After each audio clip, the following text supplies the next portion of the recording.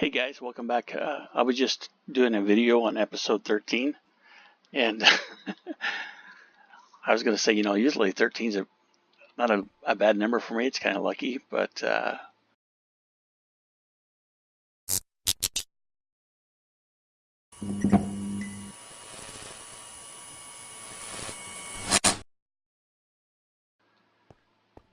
my PC crashed, or the game crashed actually, and it locked up, and so now I've spawned back into the beginning world with. I don't know why I have so many different things on the ground. Looks like it could be part of the inventory. I didn't have all that, of course, on me. I couldn't hold that much, but this is kind of crazy. But anyway, I did do a backup. I try to do a backup every time before I start recording, just in case there is an issue. So, but I guess October 13th, or that was a few days ago. And this is October 18th actually today, and this is episode 13. Just crazy how all this went nuts. But anyway, I'll be back in a minute, and we'll go over some things that we're going to do on the channel. Okay, guys, welcome back. This is like the third time I'm trying to record this video. My file just got corrupted this time, so I'm not sure what's going on. Maybe I'm having an issue with my PC. But today I want to go over a couple things that we're going to look at doing with the mod pack. Make sure I use open hand here. Okay. As you can see, I cleared all the animals out. Killed a bunch of them, and then I used a golden lasso, and I've been capturing additional animals here too. Show you one that has spawned. A rooster with a with an item on his hat, or in his head, so he's got a hat.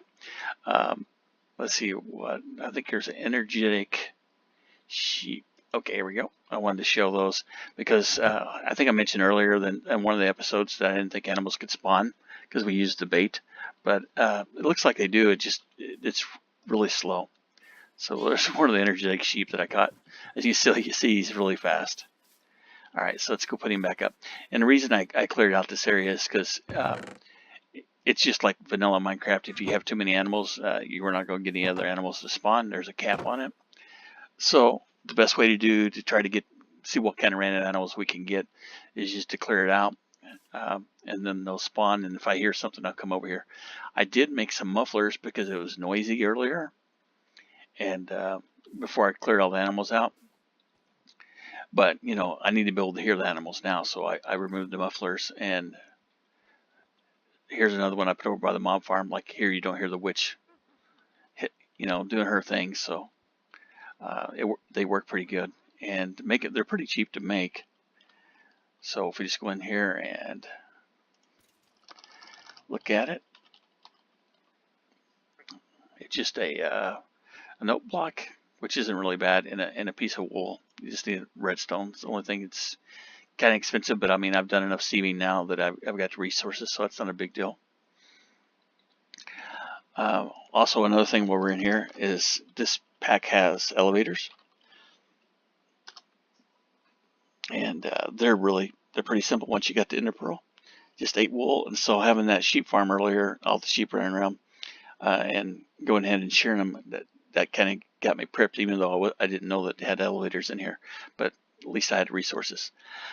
And let's show you how these things work. They're pretty cool. I put 2 elevator blocks right here, but you just walk on it and then you hit shift down, and it takes you down, space, and it takes you back up. So you could have multiple layers of these elevators and move pretty fast. One thing I did offline is try to clean up the storage. You probably noticed upstairs a lot of the drawers were gone, and I created a cable to connect into the refined storage here and moved all the items down to here. So has a lot more capacity, the whole things. Plus we got a boost starting out from the loot bags with the discs. I did make some more, and then I got some more from the more loot bags. So, and you can kind of see where we're at right now. But the drawers were getting overfilled, and so I needed to do something about it. This allows you to like the MBT data, and we can put things in it's broken or not. This says use it, and then we have damaged, so you can determine what kind of items you want in here. Let's go back over to the grid itself. As basically a crafting area in here, so you can grab your resources out. So it's basically, you know, quick access to all of your storage, and you can craft things fairly easy. There's other automation you can do later on. You can create patterns for things that you want the storage to build for you, and you can have them processed and stuff, going in and out of furnaces or in the other machines to craft. So this is the refined storage, and it's pretty nice. This is the controller. I had to have power for it to start, but this is kind of a pretty cool mod, and you don't have to have a lot of cables running to connect to each of the different blocks that it requires. You just stack them next to one another. You do got to have power to the storage controller to start out with. These cables here is what I use to drain out the storage controller or door controller upstairs. This one is going up to a wireless transmitter so that I can use the wireless grid to be able to access my inventory from the refined storage and put things into it while I'm going around checking the farms and stuff. We got another cobble gen set up over here, and as you can see, the storage crate. I started switching everything over to storage crates too, because they just handle a lot more things a lot easier. Rather, you know, depending on like a double chest or something, you can see you have a lot more storage. And this is the smallest one of these, so they're really nice. And then I'm just running through these auto compressors here to end up with, this is compressed, double compressed, and triple compressed. And so once this gets done, it'll be triple compressed here before it goes into the storage. And then if we look at our cobble, not bobble, but cobble. And so there's the triple sextuplet. And every once in a while, I'll just come in here and push K and compress it. And then I can just shift click it back into the inventory. And this just takes up less items inside the inventory because how they're compressed. So you can look at one of these sextuple compressed cobblestone has 531,441 blocks in it. So, you know, that's 531,440 less blocks in the inventory because it's compressed. So that saves on the storage. Otherwise, you know, we'd probably be getting pretty full on the storage because we only have a 512,000. And that's both discs here. And we haven't used any of these yet. It looks like 0 out of 320, but they're connected, so they're online. The blue means they're online. The red means they're filled. I think there's a yellow when they're starting to get filled. You can look in here, and it actually will show you kind of where the storage is, how full each one of the discs are getting. So this is refined storage. Like I said, I like it because it's simple and you don't have to worry about a lot of cables. You do have to create these importers to be able to move items out of another storage area system into it. And then if you need to move items out of this through like pipes or some automation, other than the crafting that you can do inside the system, you have an exporter. And it just looks like this, except for it's an exporter. And then over here, like I said, I went ahead and I was able to get some of that yellorium from sifting a bunch of dust. And when I did that, I created 4 blocks and a couple blocks upstairs for lava generation. And now it cranks out the lava for the cobble gen and for these magmatic generators over here that I've been using. These energetic infusers from thermal expansion are really nice. They charge all these ones we've been getting from the loot bags. So I've just been charging them and then taking them and throwing them back down into that storage crate there. And we just shift click them up here and you can see the storage. It's not super fast, but we could upgrade this later to do that if we want to stick with the thermal expansion energetic infuser. There's all kinds of different mods we could use. This was just one of the cheapest ones to get started with. and it's got all these nice little toggleable information stuff for the block. And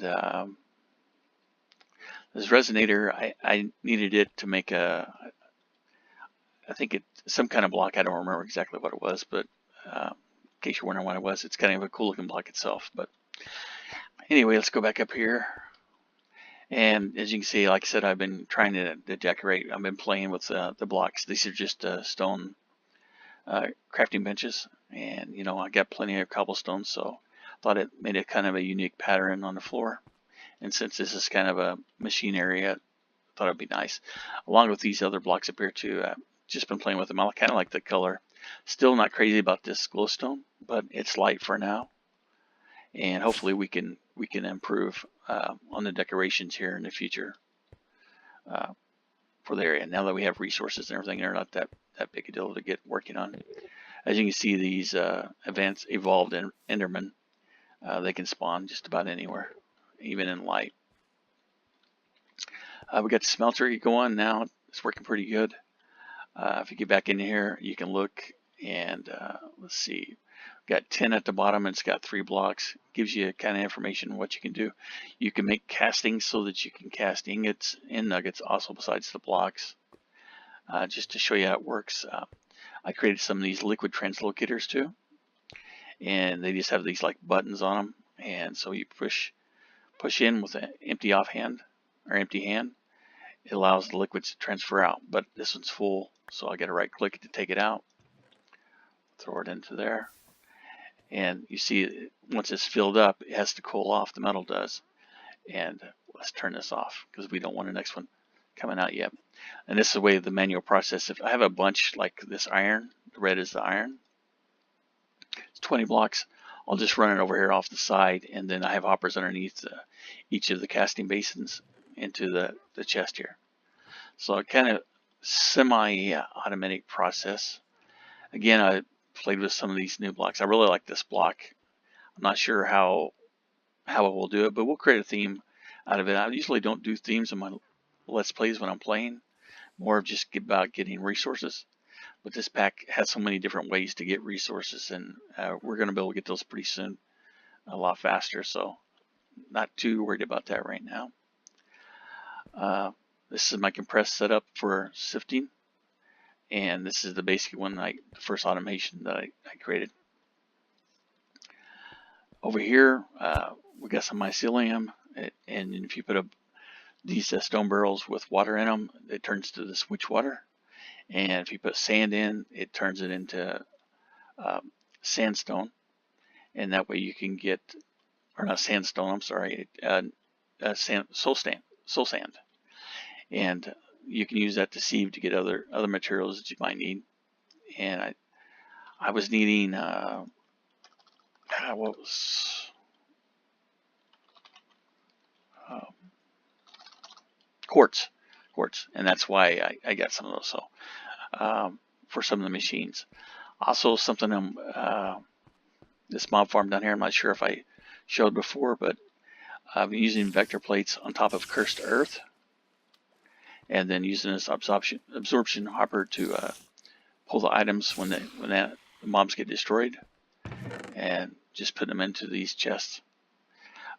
These are, like I said, they're using dark, kind of like skeletons and stuff instead of the overworld, so it's more like mobs that you would get from the nether, so you get drops. I had to get one of these drops of evil before I could do the cursed earth, and so this just spreads once you put it on dirt, and then it makes mobs spawn pretty crazily, and you don't have to be away from it like a normal mob spawning area. So it's kind of neat. I need to clean this area up, but as soon as I done the earth, it just kind of spread all over. It was up here and everything too, so I just threw this stuff up. We'll clean it up later, and this may just be in a test area. We'll probably be able to better farm later, but you see it works pretty good. All right, I don't want to make this video too long. I just want to show you and go over a couple different things that we're going to do. It still works pretty good. Got the elevators, we talked about that. The storage crates, just a lot more room, so it's kind of nice for storage. But anyway, so let's talk about what's going to go on in the mod pack. I think I'm going to upload videos more on each mod and focus on those instead of just running around, because a lot of stuff that I've been doing on camera, you know, I can do off camera, but I wasn't sure how to take it when we first started doing the Let's Play. But what I'm going to do is, like, on Tuesdays and Saturdays will be like the main uploads, starting not this Saturday, but the next Tuesday is when they'll start doing uploads for the videos for this Let's Play of StoneBlock. And if like the mod needs a little longer to take, I might do a Thursday upload too. So Tuesdays, Thursdays, and Saturdays is what I'm looking at right now, you know, if everything goes well. And you know, I'll do occasional other videos like the glitch videos and stuff when I have time and I find something that's useful for the community. But guys, I think I'm going to end it there. I don't want to, like I said, to make it a long episode. So if you have questions about anything, or you have any ideas, suggestions, leave them in the comments, and I'll talk to you later. You guys have a good one. Thanks for watching.